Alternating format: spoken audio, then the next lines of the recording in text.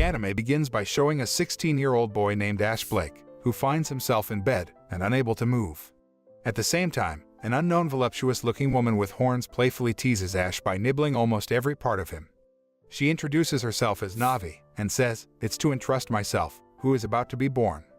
Navi then disappears as Ash wakes up from his dream. Ash, who did not understand the dream, then decided to go to school. He is a senior student at Anselivant Dragonar Academy, the highest education institute of the Lautréamont Knightdom for dragon training and otherwise known as an academy city to the locals and students. Ash Blake is branded as the #1 problem child at the school due to his tendency to react violently to any perceived insult to his yet-to-be-born dragon pal. The Lautréamont Kingdom is on the Arc-Strata continent. It is home to the Lautréamont royal family, while the kingdom houses most of the dragon population than the other kingdoms. Because of that, the existence of a dragon in that country is considered very special.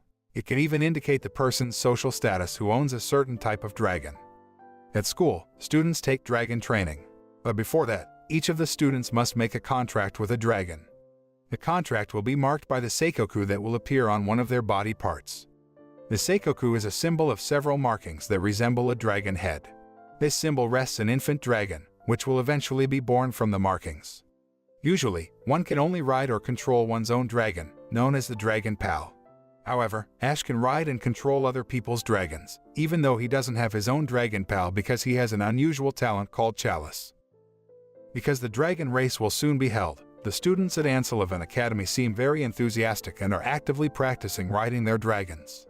The students there hope to be like Rebecca Randall, a senior student at the academy.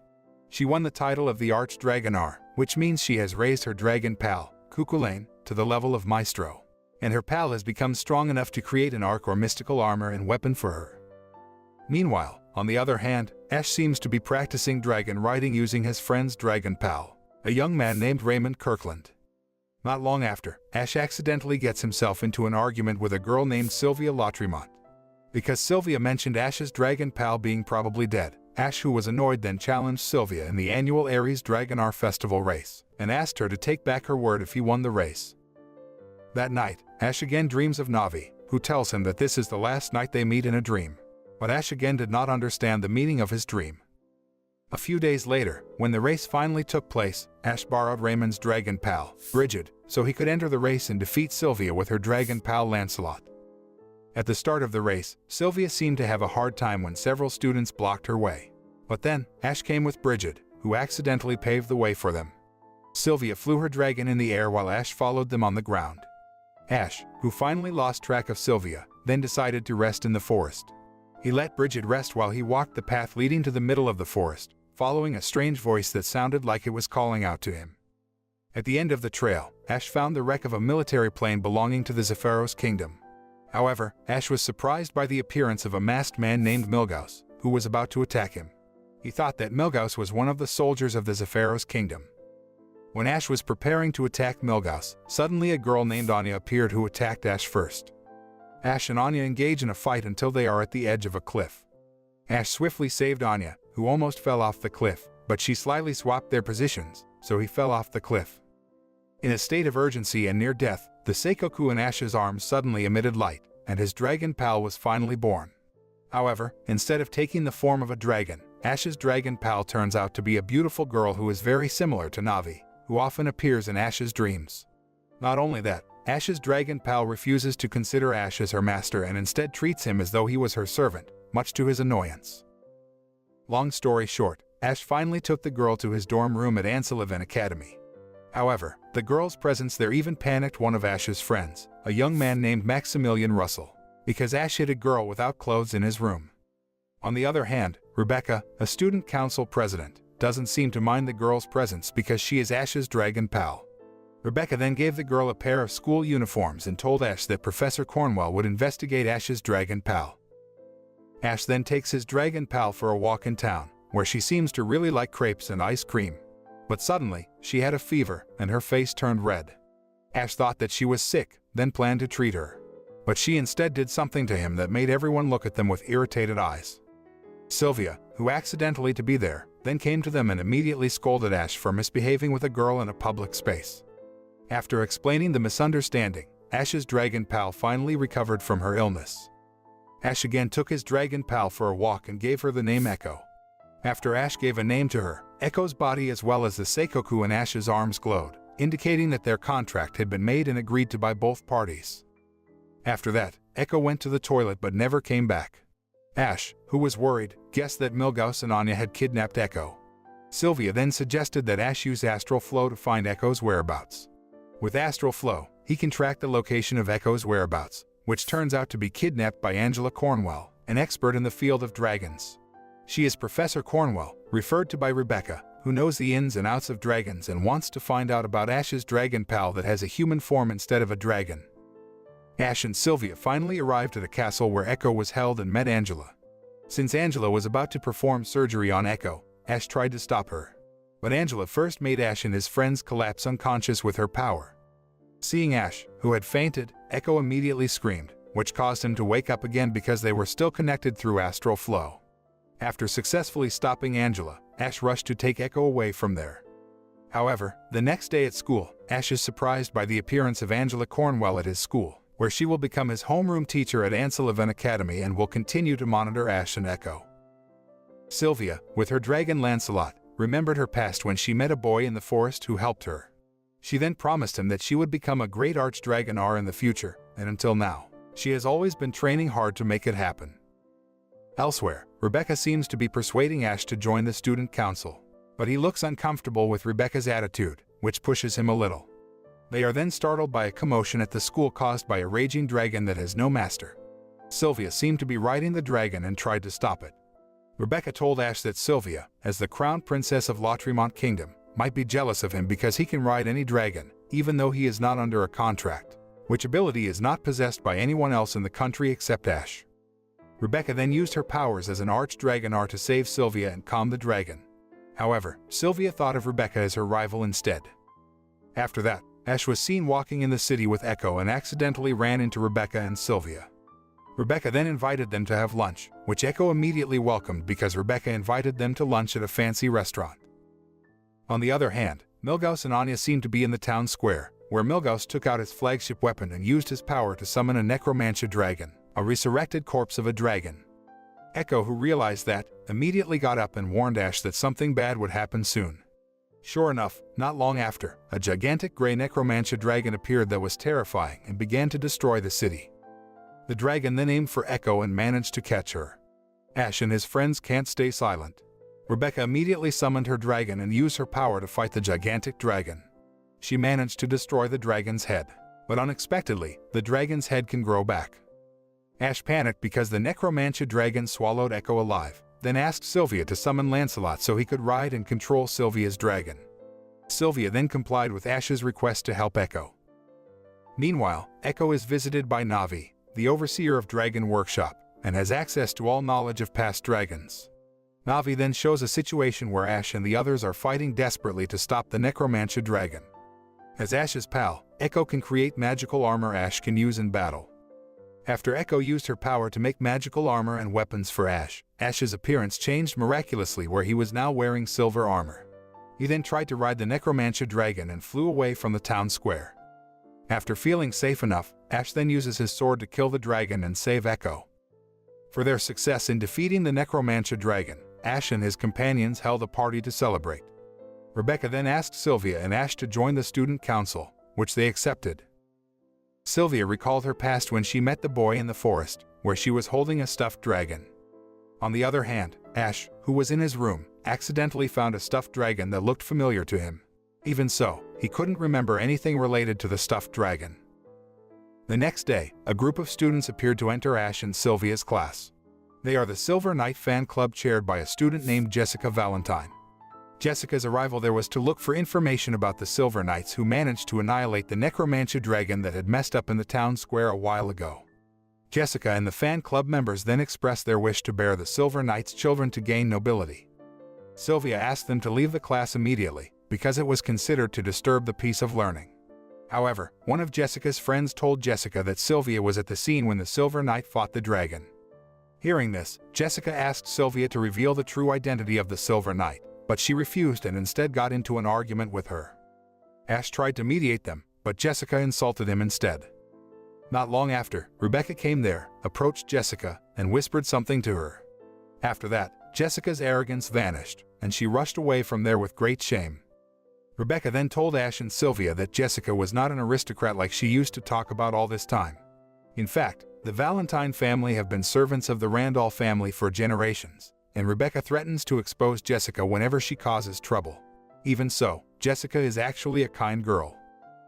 After the fight against the Necromantia dragon, Rebecca and the others agreed to keep Ash's identity as the Silver Knight a secret to defeat the dragon. Only Sylvia, Rebecca, Maximilian, and Raymond knew about it. After that, Rebecca informed about the planned arrival of Sylvia's older sister, Veronica Lautréamont, at their school. Hearing that, Sylvia suddenly felt frightened, as if she had a painful trauma related to Veronica. As a child, Sylvia apparently underwent heavy dragon training, supervised directly by Veronica. Because Veronica cruelly trained her, Sylvia became very frightened when she faced her sister, who was nicknamed the Iron Blood Valkyrie because of her prowess. Long story short, Veronica finally arrived, and everyone seemed to have been waiting for her in front of the school gate. Sylvia, who seemed to have prepared herself, greeted her sister's arrival with great courage. However, when Veronica finally arrived at Anne Sullivan Academy, she instead swung her sword at Sylvia as if she already knew that the one standing before her was not her younger sister. Everyone seemed surprised to know that Sylvia's personal maid, Cosette, was disguised as Sylvia. Not long after, Sylvia finally came and rushed over to Veronica with her body trembling with fear. Veronica then humiliated her sister in front of everyone as punishment for arriving late to greet her. Ash, annoyed with Veronica's treatment of her sister, then tried to defend Sylvia. But then, a man named Glenn Maguire drew his sword at Ash to stop him. Glenn is a knight who serves Veronica. Veronica, who seemed a little impressed with Ash, then asked Glenn to take him, where Ash then met Cosette's older sister, Primrose, who helped him prepare. After that, Veronica told Sylvia and others that she had arranged Sylvia's marriage to Glenn, which was about to occur. The marriage must be held immediately, because at this time, the Lautréamont family's lineage was cut off after their one and only brother, Julius, was executed for killing his dragon pal. However, Sylvia immediately rejected her sister's wish because she had a dream to become an Archdragonar with Lancelot. But Veronica instead mocks Sylvia's dream and challenges Sylvia to prove her worth in a fight at the welcoming event, to which she agrees. Sylvia turned out to have to face Rebecca in the fight. Even though the difference in their strength was quite large, Sylvia did not give up and put all her strength into facing Rebecca. However, Sylvia still lost and fell from her dragon until she fainted in the end. Ash then accompanied Sylvia until her condition recovered and calmed her down. Not long after, Glenn came to see Sylvia and told her that Veronica was very disappointed in Sylvia and asked her to reflect on her mistakes in the church. Meanwhile, in another place, Rebecca warns the student council members about a woman named Avdotia, who is a fugitive in the Lautréamont kingdom for being involved in acts of terrorism. At the same time, Sylvia, who was praying at the local church, met Jessica, who was praying for the Silver Knight to get her pregnant. Hearing this, Sylvia's face suddenly turned red, and she advised Jessica not to make such an indecent request. During their conversation, suddenly Avdotia appeared, who barged in from the church's roof and took everyone in the church hostage. After that, Avdotia contacted Veronica and showed that she held everyone in the church hostage with a powerful explosive bomb that could destroy anything. Meanwhile, Jessica tries to protect Sylvia by volunteering to be the main hostage because she doesn't want to endanger the safety of Sylvia, who is a crown princess. To deal with this precarious situation, Veronica then orders Ash to be the negotiator to distract Avdotia, while Glenn and the Archdragonar will infiltrate the church. Ash agreed to the mission and asked Echo to make a suitable ark for him. When Ash is finally brought into the church to negotiate with Avdotia, one of the hostages appears terrified as her baby cries and makes Avdotia angry. She then intends to make the woman and her baby pray for Avdotia's dragon. But then, Sylvia rose to protect them while revealing her true identity. Knowing that Sylvia is the crown princess, Avdotia then humiliates her in front of everyone. At first, Sylvia seemed frustrated and down, but she remembers her past and the moments when she tried so hard to achieve her dreams. She then decided to get up and fight Avdotia so that she would no longer be humiliated and underestimated by her sister. Sylvia even confirmed her determined desire to become the paladin who would inherit the throne of her father, the king of the Lautréamont kingdom. Hearing this, Avdotia got even more excited and wanted to attack Sylvia. However, Avdotia's attack was from underground. Meanwhile, Ash, who had obtained Ark from Echo, then froze Avdotia and her dragon with his weapon, finally resolving the problem. Ash then encouraged Sylvia, who was sitting pensively at the church altar. He offered to carry her back to the academy because she still looked shocked by the incident. That night, Ash was surprised by the appearance of Jessica in his room, who seemed to be crazy about him because he managed to beat Avdotya. Jessica seems to know Ash's identity as the Silver Knight. However, Echo, who noticed Jessica's presence, kicked her out of Ash's room. Because of this incident, Rebecca intends to make Jessica the student council member so that she can monitor Jessica's movements that might leak information about the Silver Knight. After that, Veronica held a meeting with the people involved in the hostage incident at the church, including Avdotya, who turned out to be Veronica's servant. Veronica assigned Avdotya to trap Sylvia in a dangerous situation just to fix Sylvia, so Veronica really believes that her sister will become the great paladin in the future. Even though Sylvia didn't meet all the qualifications needed to become the paladin, Veronica was the only person who believed that her sister would become a better leader than their own father. Veronica actually really cares and loves her sister more than anything. It is proven by Veronica's worship, which is named Sylvanus, which is another version of Sylvia's name. After knowing that, Sylvia was no longer afraid of her sister and felt grateful because she had a great sister. On the other hand, Avdotya reveals to Ash and his companions that she is looking for her younger sister named Samara, who disappeared some time ago. One night, Echo had a bad dream that caused her to sweat and wet the bed. When she wanted to tell Ash her dream, he instead mocked her for wetting the bed.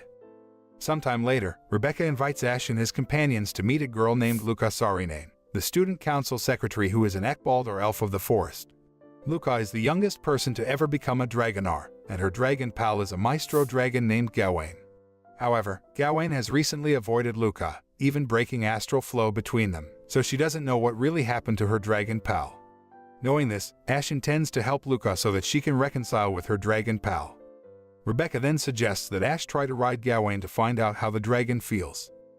After getting permission from Luca, Ash turns into a Silver Knight and tries to ride Gawain.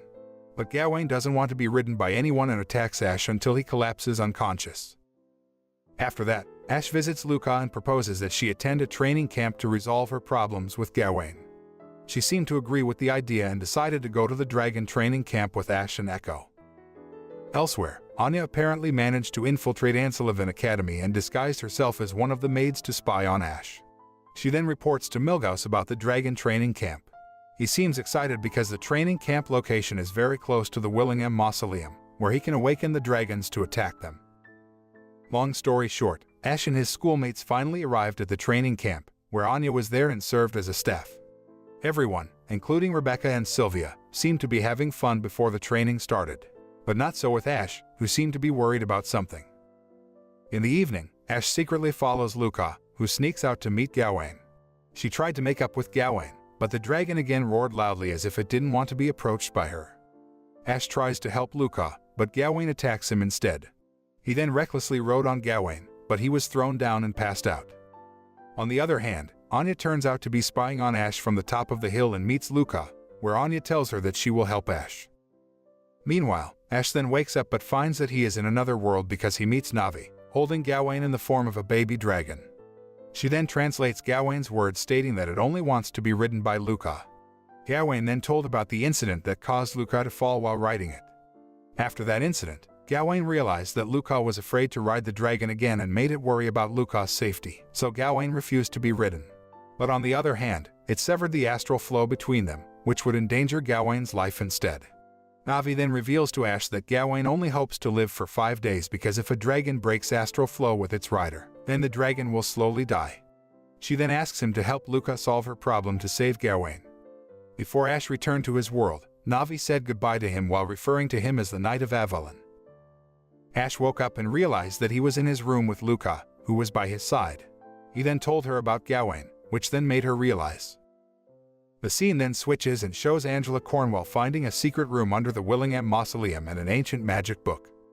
Not long after, Angela was surprised by the appearance of Milgauss and Anya at the venue, where she realized Milgauss' resemblance to Julius Lautremont, the crown prince who was executed for killing his dragon pal. Angela was about to attack Milgauss, but Anya knocked her down unconscious. After that, Milgauss seemed to be preparing to resurrect the Necromantia dragons buried there. At the same time, Luca informs Ash that Gawain has disappeared somewhere, so they rush to find Gawain's whereabouts at the Willingham Mausoleum. Luca thought Gawain would follow in Nuada's footsteps, a legendary dragon that believed his master was about to die and cut off his astral flow with her. Nuada left for the Willingham Mausoleum, where he died alone, not realizing his master had recovered. Ash and his companion then searched for Gawain's whereabouts by writing Lancelot. Meanwhile, Rebecca and the students in the training camp were surprised by the appearance of the Necromantia dragons approaching them. Rebecca led the students to prepare for the real battle in front of their eyes. Turning back to Ash and his companions, they finally meet Milgos at the Willingham Mausoleum. Ash then asked Echo to make a proper arc for the fight against Milgos. Echo immediately turned to the other world and asked Navi for help to make the suitable arc for Ash. On the other hand, Sylvia, who was there, noticed Milgos' resemblance to her brother Julius. On the other hand, Milgos then resurrected the legendary dragon, Nuada, to attack them. Ash and Sylvia were immediately pressed, especially after Echo was caught. But then, she got back up and managed to defeat several Necromantia dragons before finally giving the arc to Ash, which gave him the ability to take on Milgos. Ash and Milgos engage in a fierce battle, which ends in the defeat of Nuada and Milgos, who decides to run away from the battle. After that, Luca, who was at the edge of the cliff, suddenly grabbed Ash's arm and jumped off the cliff, where she asked Gawain for help with all her heart. Unexpectedly, Gawain heard the request and rushed over to help Luca. Elsewhere, Rebecca and the students seemed to be on the edge of being surrounded by the Necromantia army. But then, Luca came with Gawain and performed the Dragon Dance, a battle style from Ecbaldian Dragonar, which was claimed to be very great and was able to destroy the Necromantia dragons with one hit. After all the zombie dragons were defeated, Rebecca and the others celebrated their victory. A few days later, Sylvia received a letter from her father asking her to attend the Intercontinental Congress, which would be held at the palace. In the letter, Sylvia's father, Oswald Lautréamont, asks her to take Ash and Echo with her to the palace in Fontaine City. Ash seemed reluctant to go there, but he had no choice. Long story short, Sylvia and her companions finally arrived, where they were reunited with Primrose, Veronica's personal maid. She escorted Ash and Echo to rest in their room while Sylvia met her father. After meeting her father, Sylvia said about Milgos, who was very similar to Julius. But Oswald insisted that Julius was dead, even though his face showed that he was hiding something. In the evening, Ash and Echo decided to take a walk in Fontaine City with Primrose, who occasionally talked about the history of the Lautréamont kingdom before attending the Congress with Sylvia. They saw several ships from other countries arriving, indicating that the Congress was about to start. After that, Ash and Echo headed to the palace and met Sylvia, who looked beautiful and graceful, which fascinated Ash. They then met the paladin, who warmly welcomed their arrival. The paladins then crowned Ash as the Dragon Knight. During dinner, Sylvia asked about the Emperor of the Zephyros Kingdom, who didn't come to attend the Intercontinental Congress. Oswald said the Emperor was too old to travel far and had sent his representatives to attend the Congress. Elsewhere, Milgos and Anya were seen having a serious conversation with Klaus Wiederhausen, a nobleman who was sent to represent the Zephyros Empire in the Continental Congress. Klaus and Milgos apparently plan to kidnap Echo and make her an experimental subject because she is a special and rare dragon pal. Meanwhile, Sylvia finally realized that the Necromantia dragon attacking them in the town square was Mordred, Julius' dragon pal. She then rushed to Veronica and Glenn and told them about Milgos, who looked much like Julius. Hearing this, Glenn was very surprised and thought Sylvia was just making it up. Veronica then asked her sister not to say anything. While in the palace, Echo apparently felt jealous of Ash and Sylvia's closeness, so she tried to beat Sylvia in every way to get Ash's full attention. Meanwhile, Sylvia seems to be telling her anxiety about the appearance of Milgos, and her father, who seems to be lying about Julius' execution. Ash then comforted Sylvia by telling her about her family and suggested she ask Milgos directly if they met again. The scene then switches and shows Echo running in the rain, trying to find a place to take shelter. Echo found an abandoned building, where she saw Primrose was dealing with several intruders who entered there. But they were both kidnapped by the intruders. The Intercontinental Congress was finally officially convened. Guests flocked to the palace, including Klaus Wiederhausen, who has Milgos as his bodyguard. Ash and Sylvia danced together at the dance party before Klaus finally approached them and asked Sylvia to dance with him. However, Sylvia rejected Klaus because she wanted to dance with Milgos. Cosette noticed that Echo had disappeared and then tried to find Echo's whereabouts, but she only found Primrose lying helpless.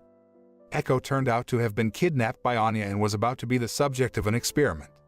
Echo was then put into a giant machine, where the machine would make her feel a lot of pain so that it would reveal her true form. Anya and the kidnappers then maximized the power of the machine, which caused Echo so much pain that she finally gave up and released the power that had been hidden within her. which then destroyed the machine. After that, Echo turned into a giant golden egg with the Seikoku sculpted on all sides. Elsewhere, Ash's Seikoku caught fire, so Ash and Sylvia rushed to find Echo.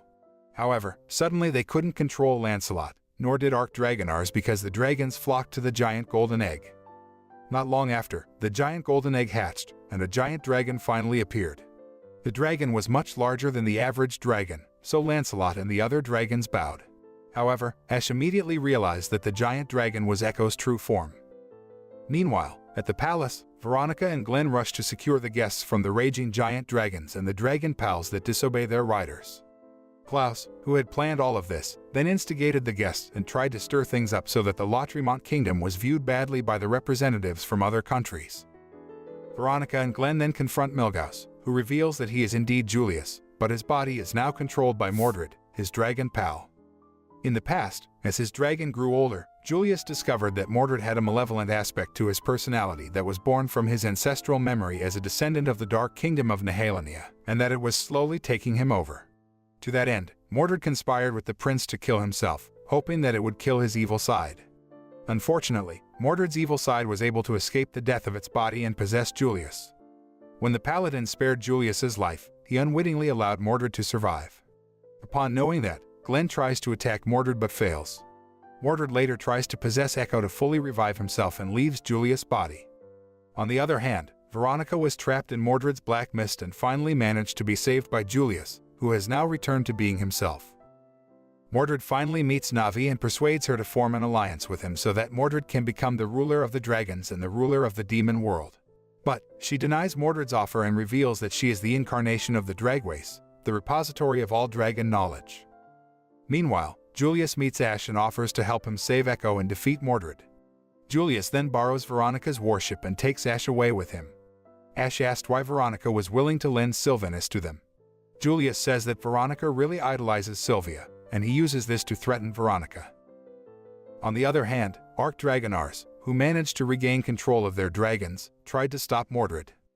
Julius tried to attack Mordred, but the attack was successfully repelled. Mordred then launches a counterattack that forces Ash to freefall from the plane as Julius loses control of Sylvanus until it crashes and explodes. Ash tries to ride Mordred but fails. Meanwhile, Echo's soul, which is confined in a cage, is met by Navi, who shows Ash and the others struggle to fight Mordred. With Navi's strength and guidance, Echo prepares to give Arc to Ash so she can help him in the fight against Mordred. When Ash fell from a height, suddenly Luca came and immediately saved him. Not only Luca, who came with Gawain, but all of Ash's friends came to help Ash defeat Mordred. Sylvia and Lancelot teamed up with Rebecca to take on Mordred, but their attacks can be broken. Ash then attempts to ride Mordred but gets hit by the dragon's attack. Luckily, Echo gave Arc to Ash at the right time, so he could withstand the attack. After that, Ash took out the Excalibur sword and immediately cut off one of Mordred's horns, which then dispelled the black mist and Mordred's influence on Echo. Ash rushed to save Echo, who had turned back into human form, taking her away. Meanwhile, at the palace, Anya is caught by the royal soldiers. However, Avdotia, who was about to put her on trial, immediately recognized Anya as Samara, her long-lost younger sister. After that, Julius tells Ash and his companions that Mordred's spirit flees and is last seen flying to the east, and the Intercontinental Congress is cancelled. While alone in the room, Ash apologized to Echo because Echo's horn was slightly scratched in the incident. She didn't seem to mind it and instead felt very relieved that he had survived. With happy tears in her eyes, Echo then confesses her love for Ash, which he accepts, and they kiss. The moral that can be learned from this anime is that friendship is one of the most important things, because true friends will always support us and will not let us fall into something that will harm ourselves and others.